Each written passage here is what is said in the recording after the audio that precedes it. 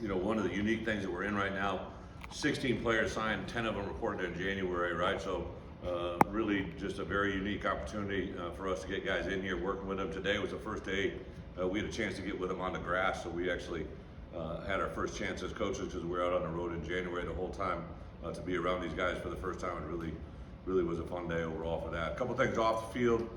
I haven't really been able to say, one of the things in January was pretty awesome is to watch some of our guys that were been here in the past have some tremendous success on the football field. See Spoon get a Pro Bowl invite and all that goes into that. I did talk to Sid the night, unfortunately, he had an injury, so to be able to talk to him a couple hours after that happened and realize the highs and lows of what football can bring was very unique. A couple shout outs, I have a couple former players. Obviously Nick Allegretti from here going to the Super Bowl, but Dre Greenlaw, it was kind of one of the few games I've been able to watch in its entirety. It was a playoff game 2 weeks ago. Dre was a kid very similar to Tanner, had 0 offers other than us at the University of Arkansas, I believe. We offered about midway through his senior year. Came in as a safety, we moved him to linebacker, and now he's playing the Super Bowl. Just a really cool story. Brandon Allen, another former player of mine, he's the 3rd quarterback at San Fran, so kind of a neat thing to watch all those guys get where they need to be, and then also the five or six guys that played in bowl games. I think we have 6 guys now invited to the combine.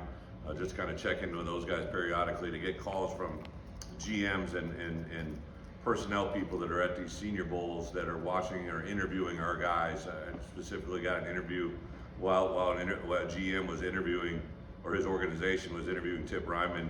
They literally reached out to me and said, is this as real as I feel it is? And I was like, it's even probably better than you think, right? So I think our guys portray themselves in a way that makes them very valuable to that next level. So obviously a couple staffing changes. Really kind of in January, we stayed really just focused on recruiting. There was a new recruiting rule that allowed us as coaches to go out and be on the road and see kids into schools that we've never been able to do before. I've never been able to sit down with a junior. The very first day, the rule was in effect for us in January. It just happened that all the schools were canceled in Illinois, and I had a 8 o'clock, 10 o'clock, 12 o'clock, 2 o'clock, and 4 o'clock all in a row at 6 different schools in Chicago, and I could sit down with the young man and their parents in the school. It was a timing factor that there was no school, so it was kind of convenient. They didn't have conflict with classes, but literally got a commitment that day. And when I was in that school, when it was beginning to happen, I was sitting there with a young man and his parents, and the dad said, "Hey, can you step out a minute, Coach B? I want to have a conversation with my family." And I'm like, "Oh boy, I've been through this before, but I've never been through it in January with a junior, right? Because it's been illegal to have a conversation with them in the school until their senior year." So it's been a learning experience for everybody. I think that last week I was on the road. I was in 10 different states in 5 days, so it was just a little bit chaotic. So we really have focused on staffing after we've got back in. I've had several candidates on campus, had a couple on today, have a couple more in this weekend. My intent and goal was to have somebody up and running at the positions by Monday. I think we're on task. I expect to probably have a wide receiver coach here sooner than later as we speak. And then inside linebacker position, I'm in a little bit of a holding pattern. I've had a couple on candidate, but there's one guy that I want to talk to that isn't available until the later part of this week. So we'll handle that and process that as it comes. With that, I'll open it up. Anything else? Any other questions? Why did you want to make a couple defensive staff changes? What do you hope to add? Why? Yeah. I haven't talked to you guys since then? No. Well, twofold, right? One of the things that I think really, as we sat back and looked at that season, you get done, you go back and take a comprehensive look at what you did schematically, what you did as a results, but also just have a lot of dialogue with players, coaches, and staff. And I realized where we are and where I wanted us to go. Obviously no negative, both the guys that I relieved one was a former player, one was a former coach. Think the world of them and their family, who they are, and what they're gonna be, but just felt we needed to have some change on that side of the ball especially, and just continuity and a little bit of everything, football, recruiting, administrative things in the building, just really felt that was necessary. I haven't made a lot of moves like that in my coaching career. I think that's 7 guys over 16 years, right? So, yeah, that's what it was. Felt we could get an opportunity to get better and get stronger, and hopefully that's what's going to happen. What is the challenge of a coach when you have turnover with the staff, especially the last 2 years? Well, I think you first and foremost, it's a new person in a young kid's life, right? But literally since the first day when I came here, I talked to the players about, hey, like if you hire good people and you have the things that I think can happen, like you're going to have transition. I've been fortunate enough to have, I think about 7 head coaches now that have left, several coordinators, guys go on to the NFL. I got a call last week, 2 weeks ago, a running back coach that I used to have was hired into the NFL again, and that was, I believe he was my second or third running back coach that went to the NFL 4 in a row. I think we brace the kids for it, but also understand like one of the things that is advantageous for them if they have a chance and a dream to go on to the next level, you literally have a league that changes coaches on a weekly or on a yearly basis, and the ability to learn and be instructed by coaches from multiple backgrounds is a good thing. But anytime you bring somebody new in the building, there's going to be obviously a change in the way they say things, do things, preach things, and that'll take a little bit of adjustment, but I don't think it's something you can't overcome. Coach, now that you got Washington, Oregon, the 2 LA schools, does it change the way a little bit of your recruiting map? I get the question, and it obviously changes in some capacity, but right. I really believe this, right? For us at Illinois, we're going to be based on what Illinois is, right? Okay. So we're going to focus in the state of Illinois. Everybody has a piece of Illinois. Really concentrate on some border states. I realize that some border states don't have a lot of prospects, and they also have strong home state programs. So but we do recruit any border state to Illinois. We've really done a lot in New Jersey, and we've done a lot in Florida. I would say that's a blueprint of what we are. I don't see that changing, but we've dabbled into California now. I think based on the outcomes of my hires here over the next week or 2 weeks, that could really open the doors. I've always been intrigued with Dallas because there's a direct flight here from Dallas to Illinois. And I think that is a venue that we can explore more than ever now that especially when we got kids going west or families going west to games. So yeah, it's going to change the dynamic at some point, but I don't think it changed a lot about what Illinois is. But when we talked to you just at press conference right after the season, it didn't sound like you were making any coaching changes. Like, did you have a sense after you did? I just didn't broadcast it to you guys. I don't think that would be a very right. I just didn't know if it was something that was more of an evaluation period after that. If you got the sense. I think I probably knew at some point, and the people involved I had those conversations with, right? But I really wanted to take a moment and just process where I was at, where I thought we needed to go, and that's when I made the moves. What can David do for Aaron, and then what can he bring to your defense? What can David Gibbs? Yeah, for Aaron, and then your defense as a whole. Yeah, so Gibby and I don't know the whole story. I literally met him my first week on the job as a linebacker coach at the University of Iowa. Myself and Bobby Elliott, God rest his soul, was no longer with us. We went on we took a defensive staff and we went to Kansas and Kansas State. At Kansas, went there, and Glenn Mason was there. There was a guy by the name of Mike Hankwitz, was the defense coordinator, and he had a young DB coach by the name of David Gibbs. And then we went on from there and went to Kansas State and had a conversation with those guys, which was where the first time I ever met Venables, and like it's just crazy the people you meet back at that time and what they become now. So Gibby and I hit it off then, and then he, lo and behold, obviously comes into the state of Minnesota. I don't think he was the coordinator first when he got there. I think Hank had it, and then Hank left, and then Gibby became the D coordinator. I recruited Minneapolis and South Florida, which is where Gibby recruited, so we really began to talk a lot of football, be around each other. When I was at the University of Iowa, when Hayden left, Glenn Mason offered me a job at the University of Minnesota under Gibby was D coordinator. He and I were real close. I almost took that job, but I stayed at Iowa until they named who they were going to name. That's when he named Kirk. Kirk kept me, so I never made that transition. But just kind of, he and I have been around each other for a long time, never worked together, but I followed his work. Obviously, he became the D coordinator at several different places, both Minnesota when they had a great defense, at Auburn, went in the league for whatever it was, 7, 8, 9 years. He and I had conversations about that. I had an opportunity early in my career to get a couple interviews in the NFL and really didn't pursue them hard because I just kind of listened to what he told me about that league. And so there's just a lot of things that tied into our relationship. When I first came here, actually Ryan and Gibby were together in Missouri, and the year before I had interviewed for the head coaching job in Colorado, and one of the coaches that interviewed there was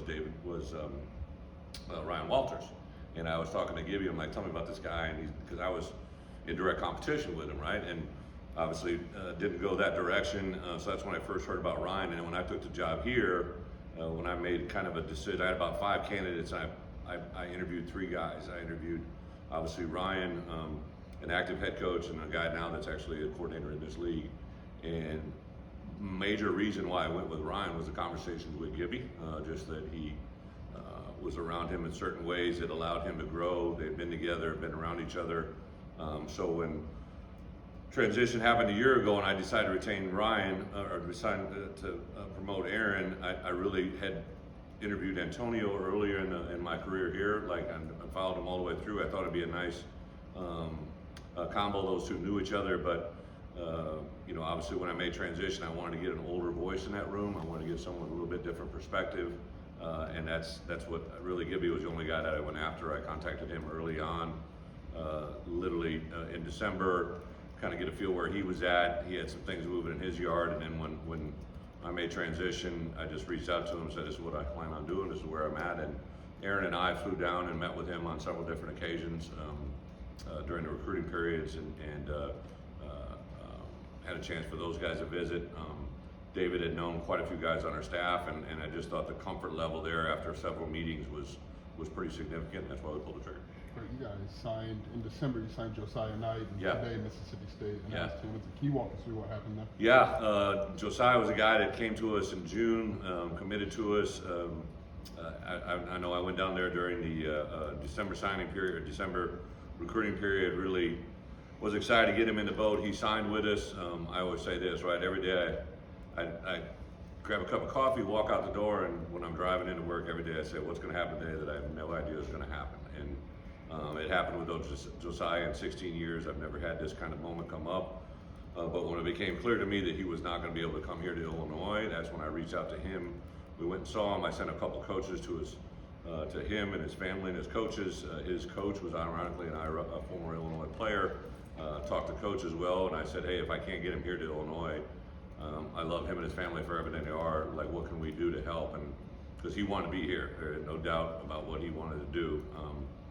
But that wasn't going to be possible, so I literally told him that the best option I think he could do is to sign, I believe, Mississippi State, or whatever the best feeling he was. But I know he's a tremendous football player. There's a reason we recruited him. There's a reason. I think he had over 60 offers, if I'm not mistaken. I never thought I would help an SEC team get a player, but I wanted to see what's best for him. And I know there was 2 Big Ten schools who were messing with him, so I was kind of glad he wasn't going to be in this league.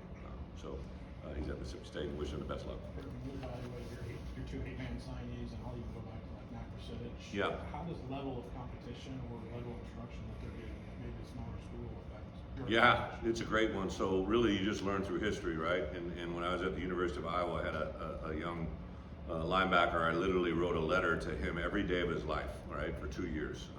His name was Aaron Campman, and he was a guy that came from a little town called Appleton, Parkersburg.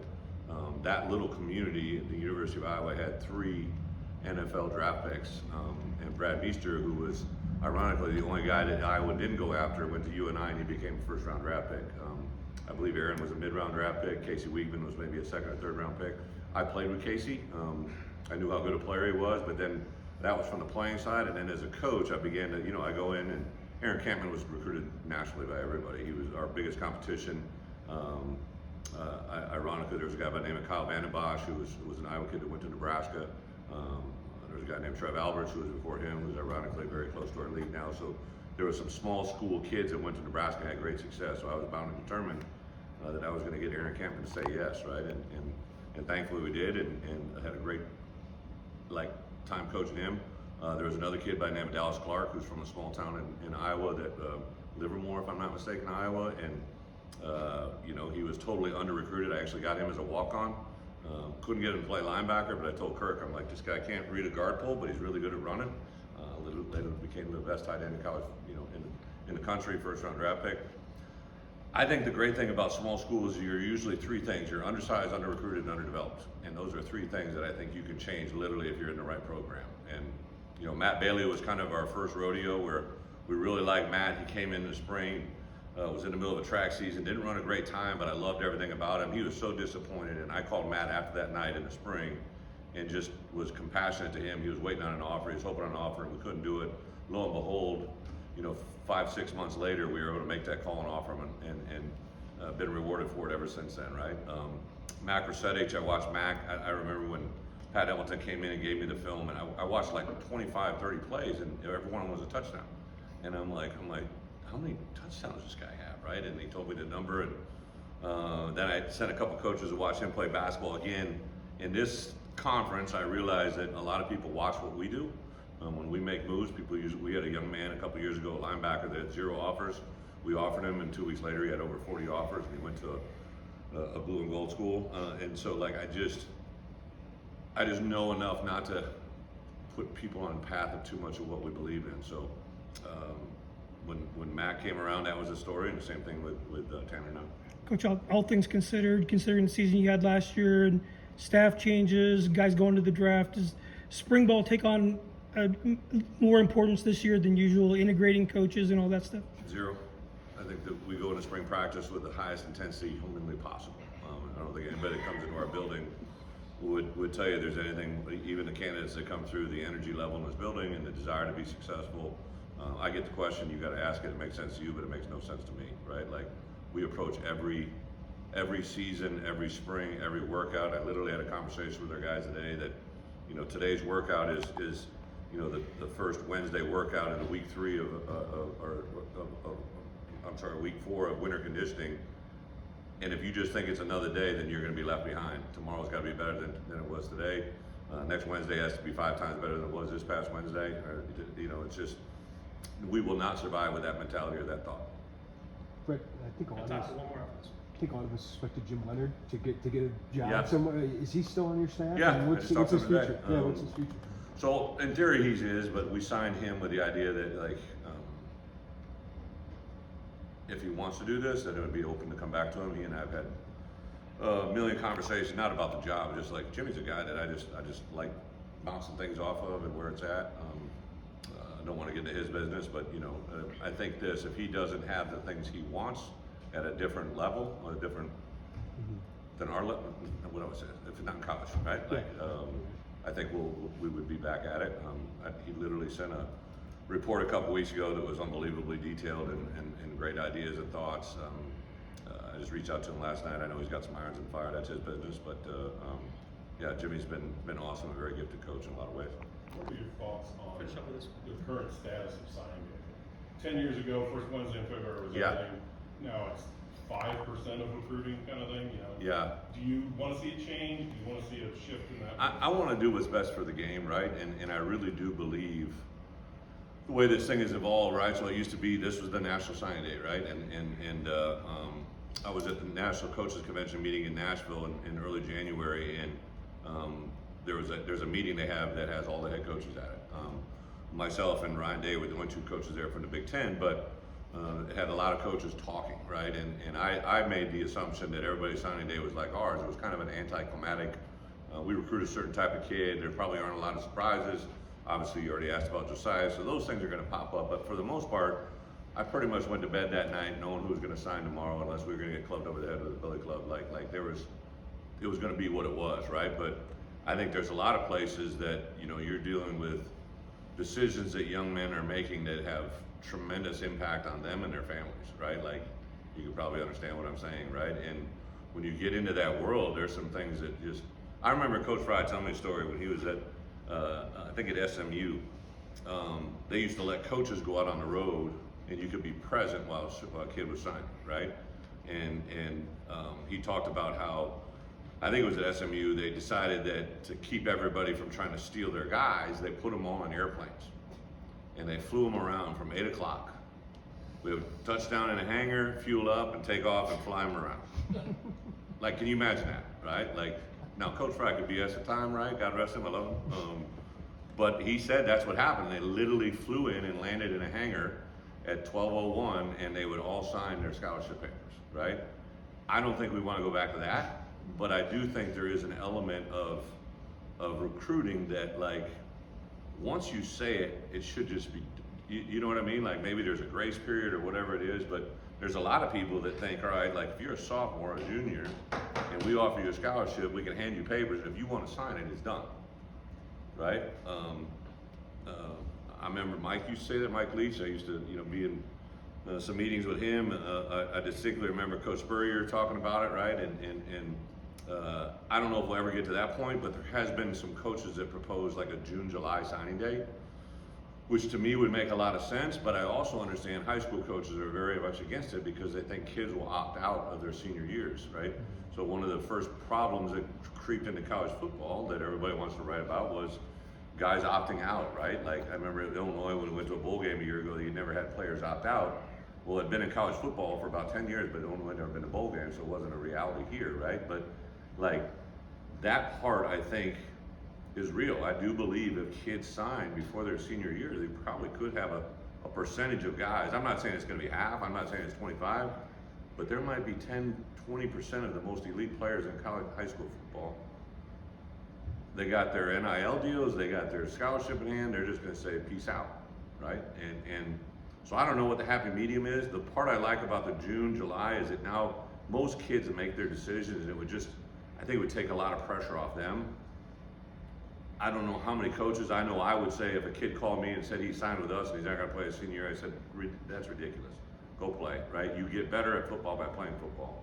We have a young man, Tyshawn, that just literally came to us, right? And he tore his ACL this past year, right? In week 4 or 5, right? And I remember them calling us, obviously coach is an alumnus as well, and they're worried I was going to pull the plug. And I'm like, you kidding me? Like, let us help you. Can we have the surgery here? We appealed to the NCAA and tried to get him to have the surgery here.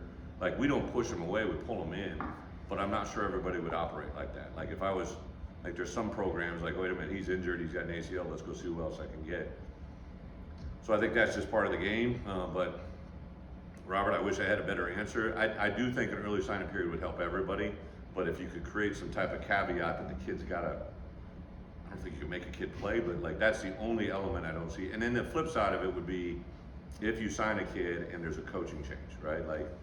Like we literally just had a coach leave college football to be a DC in the NFL, right? Like that's it. I know half just somewhat bit, but like he wanted to do that, it's his business. But like that opens that portal for those guys for 30 days, right?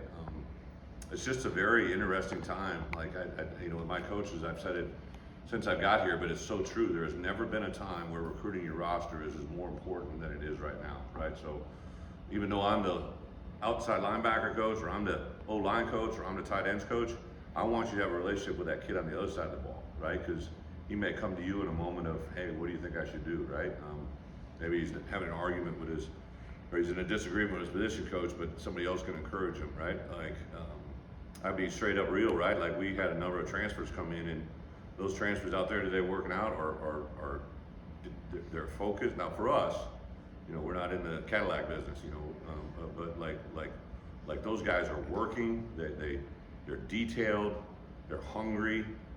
A lot of them came from smaller schools coming up, or were from a high level school that wasn't where they wanted to be. And every one of those guys talk about, since they've come into our building, how much they see we can help them, right? Like, and that's what makes me happy, because I know what we can do for those guys, and we're just extremely hungry. I was a little not down, but just the January can get tiresome, right? But to watch our guys work out, my wife, I was laying down Sunday night, and she's like, "Aren't you glad I don't have to get on a plane this week?" I'm like, so excited. She's like, "What time are you getting up?" I said 4:15. She's like, "Oh my God," right? Like, but that's what you needed. You need to come in and watch those guys work out, because they just bring your juices up, man. It's a really fun time in this sport. I think NIL is awesome. I think the early signing period is awesome. I think transfer opportunities for guys within reason. There's some things that bother you, right? Like a kid right now can be a grad transfer and leave at any time. So in June and July, if he's graduated and you bring in a freshman that might be in front of him, and or something where somebody 2 weeks, they can literally go to your spring game. They could literally, some schools, he could go to your fall camp first meeting and transfer to a next school, your opening opponent the next day. Like that's legal. Like that's insanity.